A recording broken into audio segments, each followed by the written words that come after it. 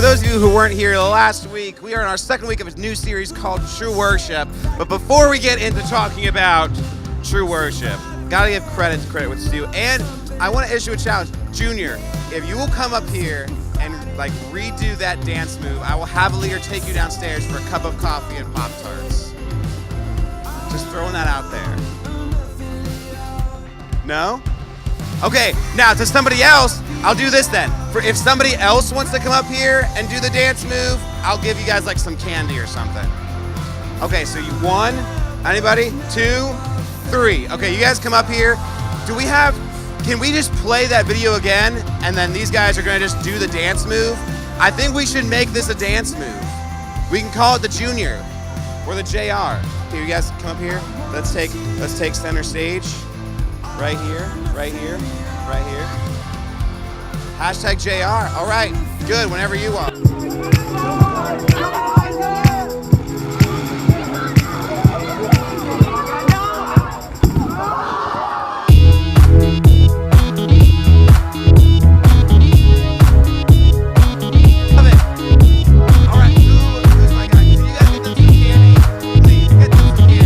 Just, you guys can go outside, grab them some candy. Do you guys want to do it, Darius? Take them outside, get them some candy. Let's give it up for these guys. Killing it. I wish I could dance better, guys. Sharing time, sharing is caring. I wish I could dance better. Huh?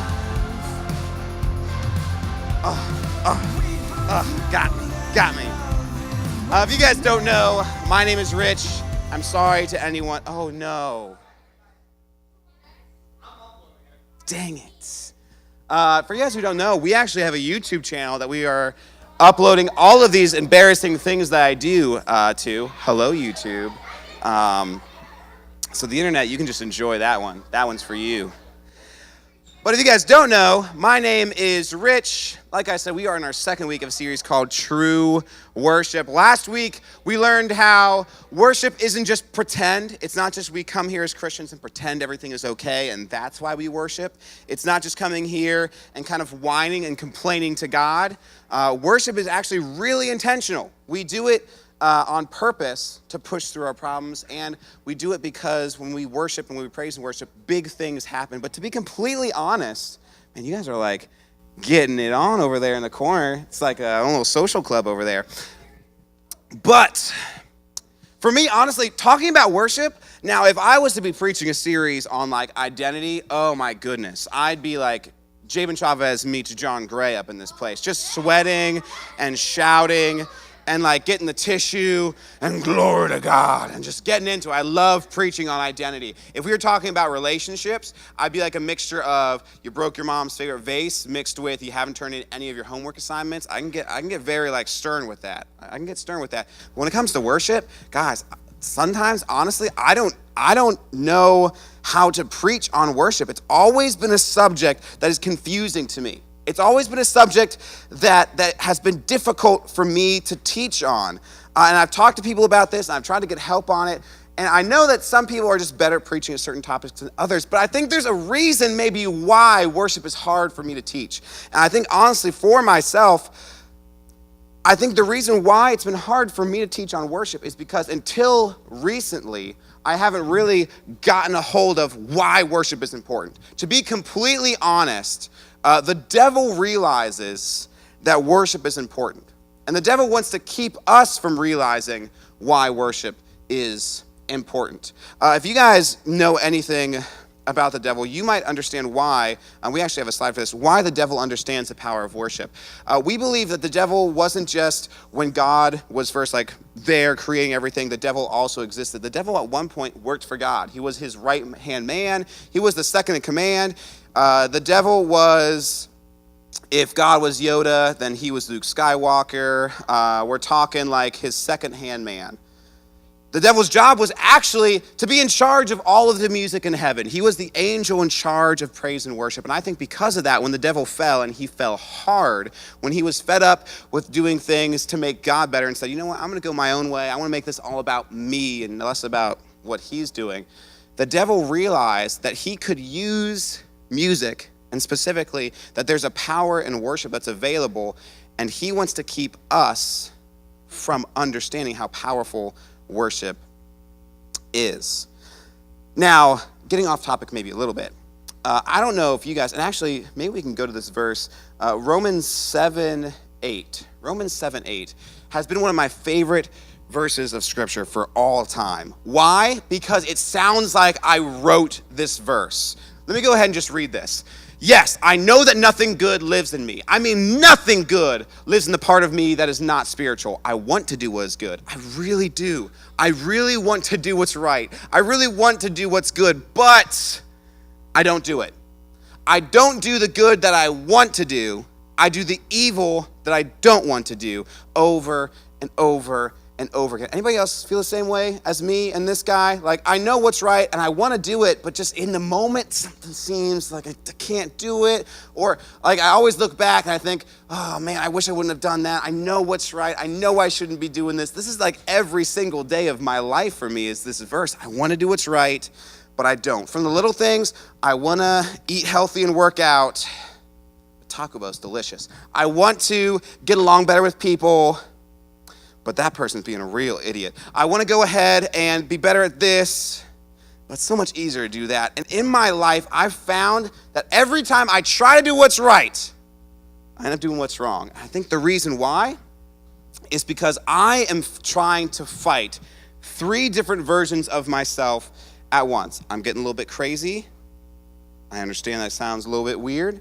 3 selves. What the heck am I talking about? Let's use this. Oh, I wish. Let's, if I can get my 3 volunteers to come on up here. Actually, wait, pause. 3 volunteers, pause. Don't come up yet. Let me preface things real quick.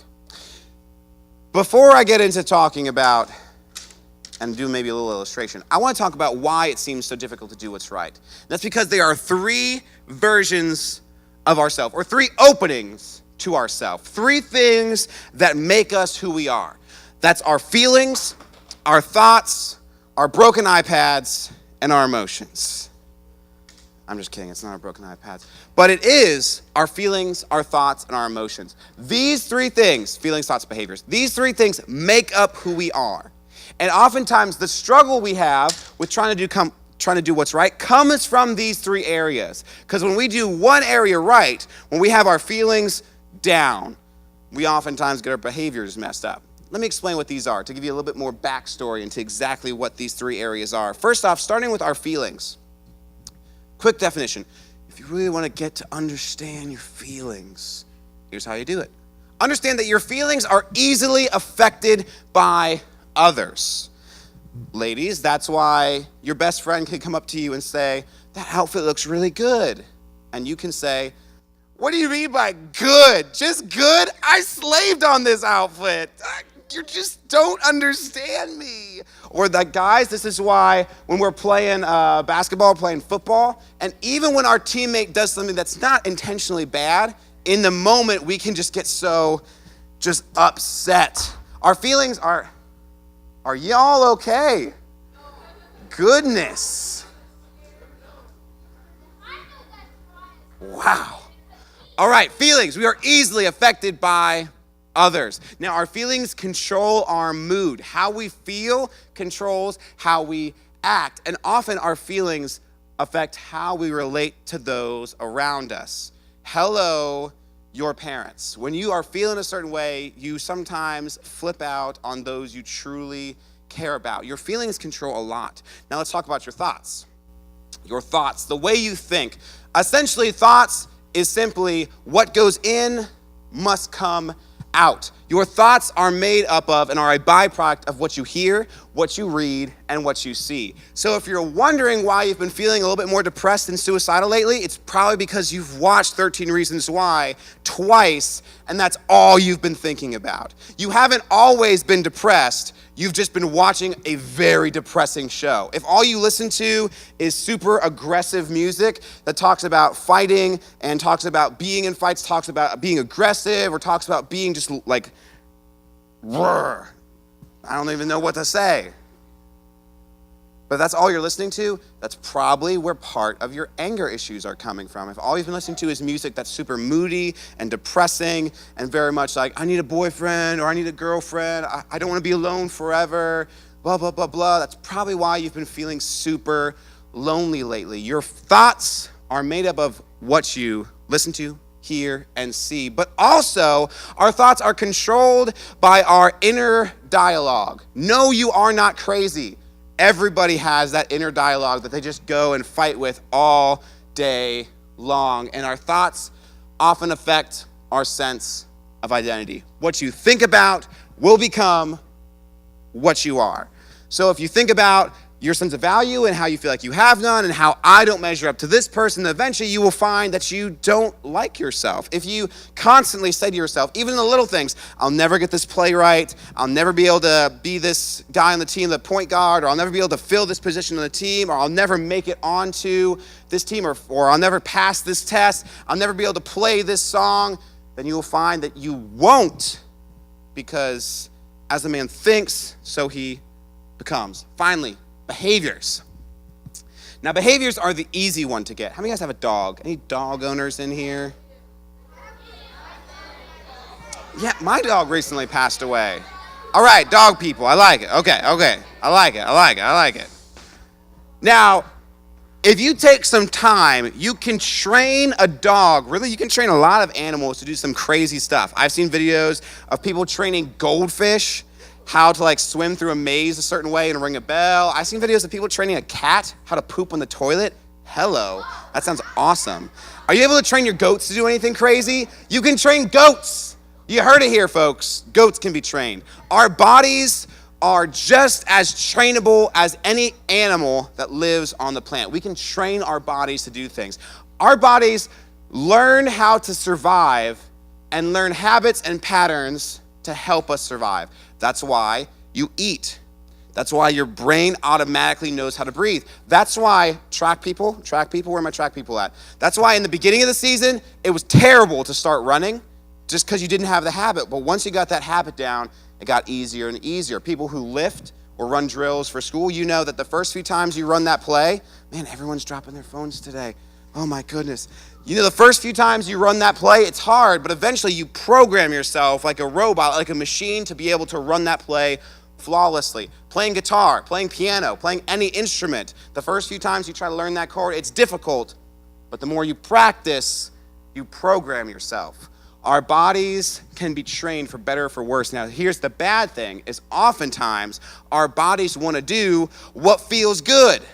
And I'll let you fill in the blank because I think you know some things that feel good but might be wrong. I'll let you guys, you know, you're mature, you know what's up, but sometimes our bodies are accustomed to chasing that high.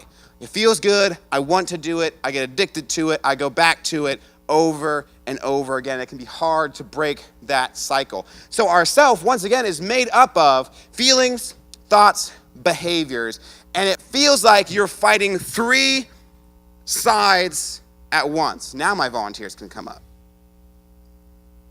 Let's do, okay, how do I want to do this?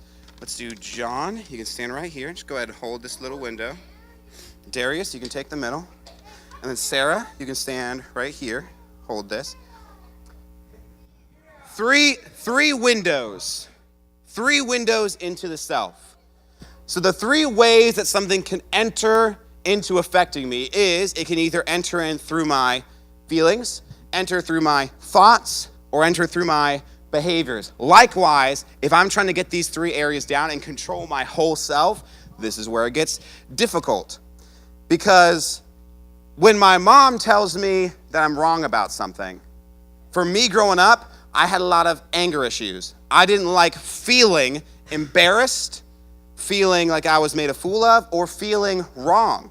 So when mom said, hey, you're wrong, my emotions, specifically anger, boom, would flare up like striking a match. And I would yell at my mom, I would get into it with my mom just over and over again. Now, maybe I'm trying to, Rich, take some deep breaths, in and out. Even if you're wrong, even if you feel embarrassed, you know what? You don't have to be angry. But you know what? Even though I've got my feelings down, now my thoughts are over here, and my thoughts are saying, Mom has no idea what she's talking about. Purple is the best color, not orange. Mom's just being stupid. Can't believe it. And yeah, okay, you're taking your deep breaths, but you know you're right deep down. Or over here, I've gotten into the habit after 14, 15 years of just yelling at my mom that when I'm wrong, I yell at people. When I'm embarrassed, I lash out. When someone comes at me, I'm gonna come back even harder. And we're programmed just to fight. Now, this can relate to any habit you're trying to break. In my own life, I've seen this happen with anger issues, with identity issues, with addictions to pornography. I've talked to you guys a little bit about that before. Any issue I've tried to fight can never be beaten by just trying to fix one area. Well, I'm gonna fix my habits, but at the same time, my feelings and my thoughts are gonna push me back into it. I'm gonna fix my thoughts and just think happy thoughts. But my feelings are still gonna be crooked and my behaviors are still gonna be whacked out. I'm gonna fix how I feel, well, my thoughts, and you know what? I'm getting a little bit off. Let me do an illustration real quick. I just wanna grab something. Can you grab the props that are over there real quick? They're just over there behind the orange bucket, and then I need 2 volunteers. You and, I'm trying to pick someone I've never picked before. Let's do you. Yes. Okay. Now I need you. Sarah, you're gonna hold this window right here. You're gonna come over here. You're gonna hold that gun, and you're gonna shoot out of this window, okay? Same thing, over there. Now maybe this will help explain a little bit how I feel. You can stand right here. So I know I'm trying to fix, what were you? Thoughts? Obviously I need to fix my thoughts. I want to fix my thoughts. I know my thoughts have some good stuff. Make sure your guns are primed and good to go. Would someone like to come up and get some candy? And when they come up to get some candy, I think you guys can fill in the blank on what to do. Let's go, Zach. Zach, come on up. And when he gets up here, you guys, you just let him have it. Go ahead. Have a piece of candy from this one area. Go!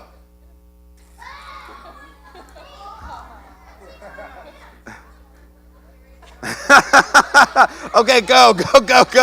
That was awesome. So as he comes up here to try to fix one area, the other areas are going to be going at it. Anybody else? Who else wants a piece of candy? Let's do right here. Come on up. Come on up. And then let's do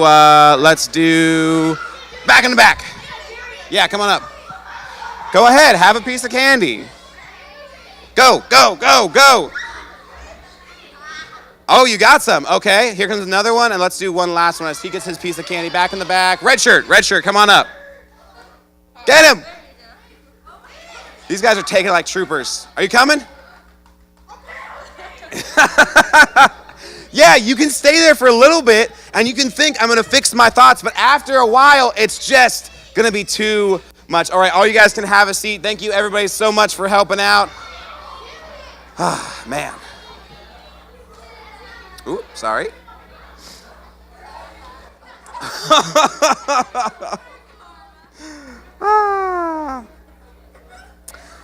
So 3 parts of ourselves. Now, here's the thing. Our feelings, our thoughts, our behaviors are linked, but it's really hard to try to fix those 3 areas all at once. I would even say, honestly, it's almost impossible to try to fix your feelings, your thoughts, and behaviors. As soon as you try to fix one, the other 2 seem to get worse and worse. As you turn all of your attention on fixing one, you forget about the other 2, and it just becomes this cycle where we go back to Romans 7, and we think, I'm trying to do what's right. I really am, but I can't. I can't break this behavior. I can't fix this thought. I can't fix this feeling, which sounds like it should be a lyric from like a Justin Bieber song. Can't fix the feeling. Is that a song? Huh? Yeah, that's what it is. I'm going way off topic, guys. The coffee's not been good. Now, here's the thing. We've been talking a lot about feelings, thoughts, behaviors. What about worship? Rich, the series is about worship. Why are we learning about worship and our feelings and thoughts and emotions? Going back to the devil realizes that if he can keep us separate, he can divide and conquer. The devil doesn't need to beat you in every area, The devil just needs to really demoralize you and beat you down in a few areas. If the devil can make you feel like you have no sense of self-control, he's won. That's all he needs. If the devil can get his foot in the door and make it so that you feel like garbage or that you can't control your anger issues, devil wins. If the devil gets into your thoughts and constantly can just say whatever he wants to you about yourself, about others, if he can be in charge of your mind, he wins. He doesn't need to win every single one. He just needs to divide and conquer. But this is where this ties into worship. 2 Corinthians 3:17 says that God is a spirit, and where the spirit of the Lord is, there is freedom. Now, I'm not talking like paranormal activities, like spirit, but I'm talking that God isn't just an old man with an actual body sitting up in the clouds on a throne and a long white beard. God is this huge, powerful force that created everything, including you, and knows everything at all times. God is a spirit, and where God's spirit is, there is freedom. Freedom for your feelings, your thoughts, and your emotions. How do I get me some of that? How do I get that freedom? Psalms 104 follows up and says this. How do you get to where God is? How do you get to his temple? How do you get to his courtyard, the place where he hangs out? This verse says, we enter into God's presence through songs of praise and things that honor him. If you want to get to where God's at, what you have to do is praise and worship. When you take time to make God big, when you take time to sing these songs, when you take time to worship God, you get to a place of where God is. And here's the thing about worship. Worship is one of those things that allows you the rare opportunity to bring your feelings, your thoughts, and your actions together. Because worship requires thought. Have you ever just listened or read the lyrics on the screen? Have you ever read or listened to a worship song and just the words themselves have been like, that's good. That the song we're going to sing at the end of the service is Oceans. And just thinking about how God's love is as big as an ocean, I'm picturing myself in the middle of the ocean, which kind of freaks me out. I'm kind of scared of deep open water. That's a phobia of mine. But just the fact that I can literally sink forever down into God's love, wow, that's an awesome thought. Worship requires your emotions, your feelings. Now, here's the thing. I think a lot of times, like we talked about last week, people think that to worship God, you have to kind of be like, you know what, I'm going to push my emotions away. I'm going to pretend like everything's okay. I might be really angry at God. I might be feeling really hurt by this person. I might be feeling really upset or scared about something, but I'm worshiping God right now, and God doesn't care about my emotions. He wants me just to be happy all the time, so here we go. No. People in the Bible who were the biggest worshipers would straight up have it out with God. They'd be like, God, why does my life suck? Sincerely, King David. What do you guys say about that? Everyone hates me. Is this your fault? What's going on? They would have these really harsh arguments with God, and that's okay. God is just like your leaders, your parents, your friends. They don't want you to pretend like everything's okay. God wants you to talk to him and let your feelings and emotions out. And lastly, your behaviors or your actions. Because if you're just standing in worship, not doing anything, if you're not actually singing, if you're not actually raising your hand, if you feel like you should kneel and you're not kneeling, if you feel like you should be jumping and you're not, if you're missing out on the action of worship, then you're missing out on worship. And like I said, worship allows you the rare instance to bring these three areas together. And what can happen when you bring these three areas together is you allow yourself the opportunity for these areas to align, and God can deal with all three areas at once.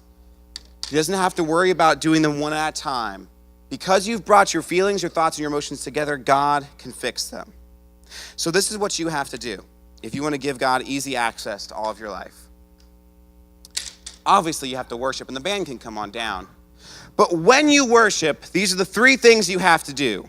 One, you have to take what you have learned. Meaning, if you've read something in the Bible that's meaningful to you, if you've heard something in a sermon that's stuck with you, even the words of a song, you have to take what you have learned and said, I read about how God wants to heal me. I'm going to worship God because he is a healer. Second, you have to take your emotions. Don't pretend like you have to come into worship and not feel anything. You are allowed to be angry and worship God. You are allowed to be scared and worship God. You are allowed to be upset and worship God. I know that seems like a contradiction, but you can be angry and say, God, I am really just ticked off, but I'm glad that I know that you're good, so help me to deal with why I'm so angry. Help me to deal with why I'm so scared. And last, you have to take yourself before God. Meaning you can't just autopilot. We said this last week, there's no such thing as secondhand worship.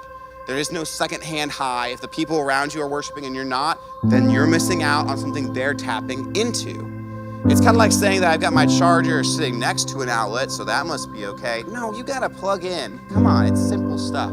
So raising your hands, clapping, singing, closing your eyes and focusing, going into your room, sitting down, meditating. Those can be ways that you can worship and encounter God, but you've got to bring all three areas together for him to fix what's going on.